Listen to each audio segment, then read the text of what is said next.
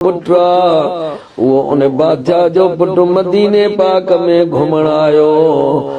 अगे यसरब चौदा मदीने पाक के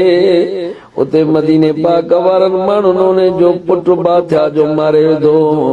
बादशाह के जॾहिं ख़बर पई बादशाह चयो त मां इन शहर खे माज़अल्लाह मिटाए छॾींदुसि सॼो शहर मां ड्राए छॾींदुसि इहे माण्हू मारे छॾींदुसि बादशाह वॾो लश्कर वठी प्यारा दोस्तो इन शहर पाक ते चढ़ाई कई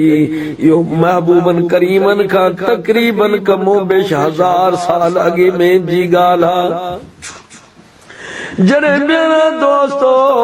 इन शहर ते चढ़ाई कई तक़रीबन 400 त उन सां आलिम सगोरा लश्कर में जीअं जो उहे आलिम सगोरा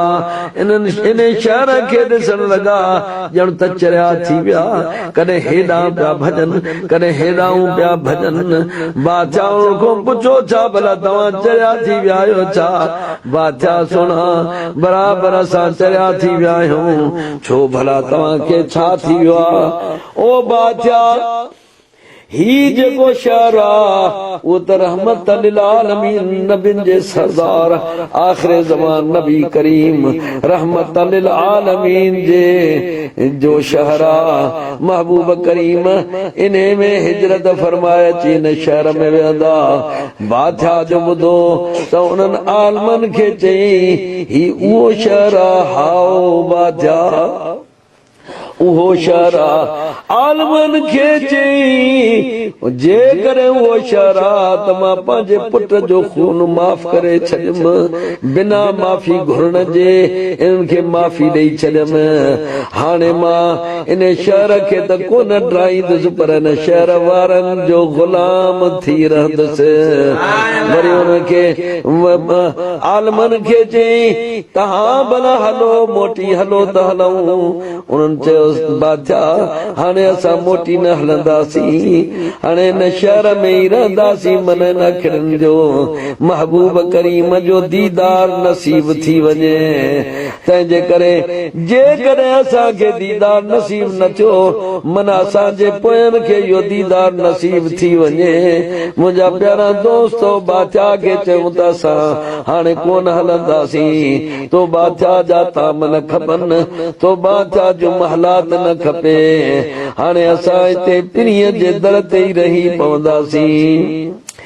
बादशाह चयो चङो भला मां तव्हांजे लाइ जॻहिड़ियूं ठारायां थो बादशाह आलमन सगोरनि खे ख़र्च बि ॾिनो जॻहिड़ियूं बि ठाराए ॾिनई बादशाह वरी छा कयो जो बीमार हिकिड़ी जॻह तयारु करायई बीमार जगह तैयार कराए चई आलमन सगोरन के या मुझे प्रिय रहमत लिल आलमीन जे लाइ मूं ठाराई आहे वरी ख़त बि ॾिनई उन ख़त जे लाइ चई त मुंहिंजे प्रिय खे ख़त पहुचाइजो ख़त में लिखी मुंहिंजा महबूब ओ रहमत लिल आलमीन नबियुनि जा सरदार ही मुंहिंजो ख़त अवांजी ख़िदमत में पेश आहे पहिरीं मां पंहिंजे पुट जो खून माफ़ करे छॾियमि